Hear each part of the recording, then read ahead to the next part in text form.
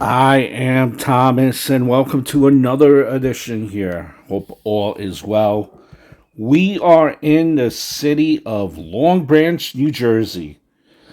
We are visiting a very historical house. Now, I'm surprised that this house does not have a historical marker by it yet. It should.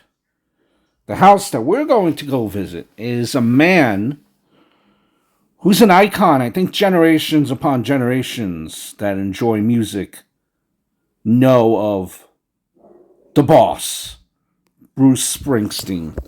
And we're visiting the home in particular where Bruce Springsteen has said that he wrote the album Born to Run. The house is in Long Branch, New Jersey. It's an 828 square feet home. And this is where the Born to Run house is what we're going to visit. Now, a little bit of a history of the house as we're approaching it. The home was built in 1920, right? And the home was rented in 1974 for 1 year by Bruce Springsteen. This is months after his second album, The Wild, the Innocent, and the East Street Shuffle, struggled to find an audience.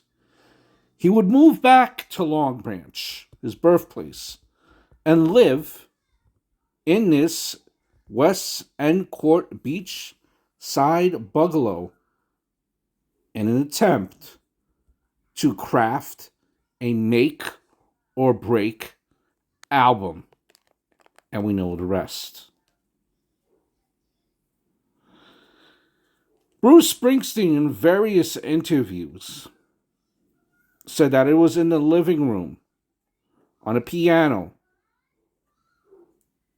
that he wrote inside that home, that he wrote Born to Run, Thunder Road, Backstreets, and other songs that would end up on his breakup album, Born to Run. So, Born to Run, that album, when Bruce Springsteen was living in this house that we're going to visit, that's where all the magic happened. Imagine if he just would have quit after the last album didn't do as well as he had thought. I'm not saying that he would have quit, but just imagine if Born to Run really, wasn't that successful. Well, we know that song. You know that song. Come on. Baby, you were born to run. Dun, dun, dun. All right. I know. Let's not hear me sing. And in another interview, quote, he goes, does Bruce Springsteen, he went, I written the lyrics sitting on the edge of my bed in the shack in Long Branch, New Jersey, thinking, here I come, world. They're filled with that tension of trying to get to some other place. And this is actually Bruce's first house that he's ever lived anywhere by himself. Now, I know that back in 2015, and I'm not sure what happened, I'll be honest with you, but in 2015, this home that we're going to visit was listed for $299,000. The owners originally, the current owners at that time, they were Bruce Springsteen fans, right? So they had kind of, when they bought this home, they uh, wanted to make it into like kind of a almost like a museum in a sense for Bruce Springsteen. But it never worked out that way. I guess they ran into some type of problem, some type of uh, struggle. Actually, what happened was the owners at that time, they decided that they really didn't have no time to upkeep the original vision for the home, and they wanted to move on.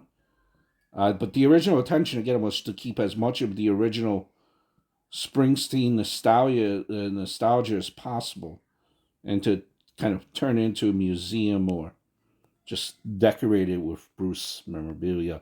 I'm surprised, and I'm not sure how many people know about this house. There is the house right there, in between the yellow house and the burgundy house. It's that small house with the blue awning, right there. Look how small that house is. 828 square feet. No plaque, no nothing. When I visited, there was nothing there. No one would ever know. Oh, just to backtrack, when I was talking about the piano in that house, right? After finishing the writing of all the songs, he had the members of the East Street Band sign that piano, and Bruce had signed it. He signed it too. But when it was time to move on, Bruce couldn't get the piano out of the house. Imagine that, and he had no where to put it. He left the piano in the house, and the landlady, an older woman at the time, had it destroyed and junked. Destroyed and junked. My gosh. So somewhere right now, somewhere back then, and we're getting another view of the house. Look how small the house looks between these two monstrous houses. So somewhere in a Jersey landfill, there is a big piece of music history, or there was a big piece of music history.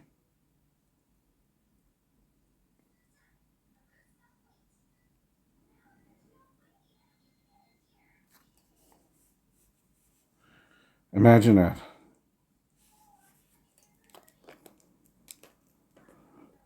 So I'm looking at here too, just further on after, since I came home from the place.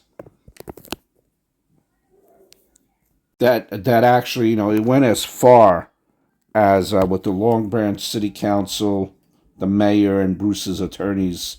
They had a few meetings, but again, just wasn't in the cards to kind of transform that house or preserve that house and make it into some type of museum. But that's all right. We could still pass. We could still visit the house. And man, we got Bruce still rocking and rolling. Born to Run, other songs that are hits. Glory Days, Born in the USA. Just a legend that will generations and generations will know of Bruce Springsteen, the boss. Hope all